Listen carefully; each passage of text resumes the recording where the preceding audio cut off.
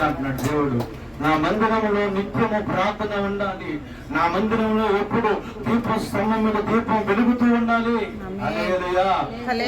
వెలుగుతుందంటే మీరందరూ కూడా వెలిగించబడినట్టే. మందిరంలో దేవుడు నివాసం చేస్తే మీలో కూడా, మీతో కూడా, మీ కుటుంబంలో కూడా దేవుడు నివాసంగా ఉంటాడండి.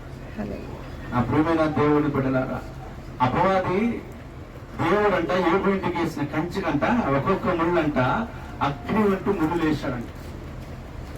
వాటి మీద చేయి పెడితేనంట, కాలు పెడితే ఆ కాలు లోపలికి దిగిపోతుందంట అపవాది.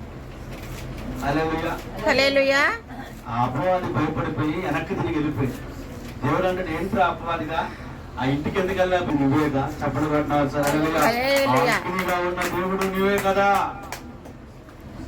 నీ బిడ్డలని నువ్వు రేవు మొగలు కాపాడుతున్న దేవుడు నువ్వే కదా. అందుకని నీ బిడ్డల జోలు నేను రానయ్యా, వెళ్ళిపోతాను.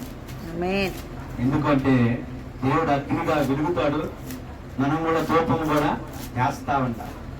ధూపం అనగా పాత నిబంధనలో సాంబ్రాణి ధూపము, కొత్త నిబంధనలో నీ నోటి ద్వారా చేసే ప్రార్థనే ధూపము. చెప్పడగొట్టున్నారు. హల్లెలూయా. హల్లెలూయా.